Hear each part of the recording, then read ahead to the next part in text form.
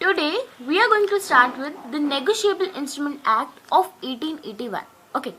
Before proceeding, we must understand what is the meaning of negotiable instrument. Worldly समझें तो negotiable का मतलब होता है ट्रांसफरेबल और इंस्ट्रूमेंट का मतलब होता है डॉक्यूमेंट या फिर एग्रीमेंट बिटवीन टू और मोर पार्टीज. तो नेगोशिएबल इंस्ट्रूमेंट का मतलब हो गया ट्रांसफरेबल डॉक्यूमेंट बिटवीन टू और मोर parties.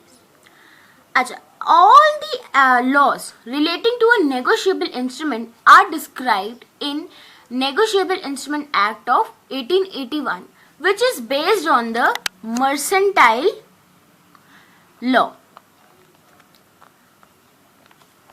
Proceeding with, let us understand what is the definition described in our section 31 of the Negotiable Instrument Act of 1881, that a negotiable instrument means a promissory note, bill of exchange or a check payable either to order or to bearer.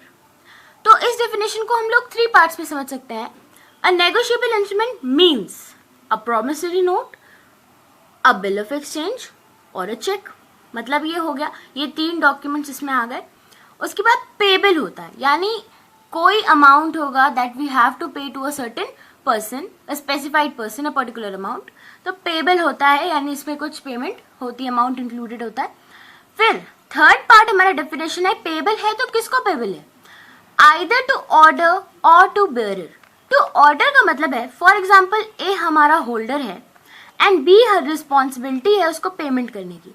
तो वो ए के order पे जिस भी particular person को ए direct करता है payment के लिए, B will pay to him. So either to order का मतलब हो गया. बेरर का मतलब हो गया जिस किसी के हाथ में भी in hand in possession bill होगा, बेरर वो होगा और उसको पेमेंट कर दी जाएगी. तो ये नेगोशिएबल इंस्ट्रूमेंट की डेफिनेशन डिस्क्राइब की गई है और ध्यान रखने वाली बात है सेक्शन 13(1) में दी गई है. अच्छा, अब proceeding with, there are certain characteristics also which are associated with the Negotiable Instrument Act of 1881.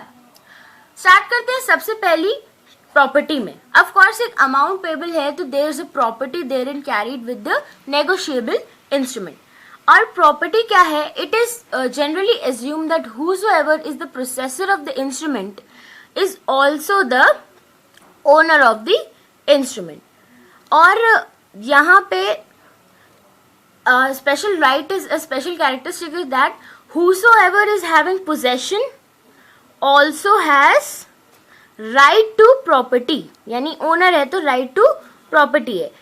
And this property can be transferred to any person as per the owner and n number of time also. Okay, so this is the property. There is a property carried in that negotiable instrument. अच्छा, proceeding with negotiability. नेगोशिएबिलिटी का मतलब होता है transferable. और ये क्योंकि एक negotiable instrument है तो ऑफ कोर्स जेन्युइनली इसमें ट्रांसफरेबिलिटी भी आ जाती है, यानी कि नेगोशिएबिलिटी भी आ जाती है. An number of time transfer हो सकता है. Coming upon to presumptions. Certain presumptions हैं जो इस एक्ट से रिलेटेड हैं, उसको भी हम डिटेल में पढ़ेंगे. एग्जाम्पल के तौर पे अगर हम डेट का प्रिजम्पशन ले लेते हैं तो ये होता है कि if there is certain date specified then only on that date the instrument have to be paid unless the contrary is given. तो ये भी इसको हम लोग डिटेल में पढ़ेंगे आगे. Coming on to right to sue in own name. अब क्योंकि this is a negotiable instrument which is transferred many a times, we can take a better example like A, B और C. जैसे कि B और C, B हमारा creditor है C के लिए और D उसका डेटर है. इसने may be for example credit पे गुड्स लिए थे, तो अब B ने C को एक बिल ऑफ एक्सचेंज बना के दिया है which specifies that C has taken a loan which has to be paid a particular amount to B on a particular date. So एक बिल इसने दिया है. अब व्हाट हैपेंस कि बिल ऑफ एक्सचेंज हमने पढ़ा था कि एक नेगोशिएबल इंस्ट्रूमेंट है. अब B ने वो A को एंडोर्स कर दिया. ठीक है, तो पेमेंट की रिस्पॉन्सिबिलिटी C की है, उसे पेमेंट करनी है. ठीक है, और बी है हमारा, मतलब बी को पैसे मिलने थे बट उसने एंडोर्स कर दिया तो अब पेमेंट ए को होगी.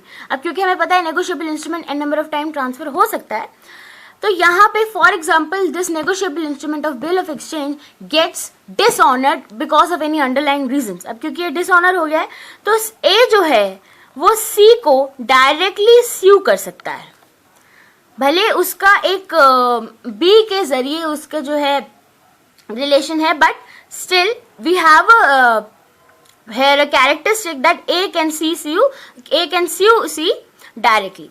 अच्छा, अभी नेगोशिएबल इंस्ट्रूमेंट के लिए क्योंकि उसने पेमेंट नहीं की. Coming upon to good title. Good title में है कि एक negotiable instrument gets a person gets a better title of negotiable instrument even if the person from whom he has taken had a defective title. पुराने example से ही चलते हैं. जैसे ए को बी ने एंडोर्स किया है एक बिल और सी को रिस्पॉन्सिबिलिटी है पेमेंट की.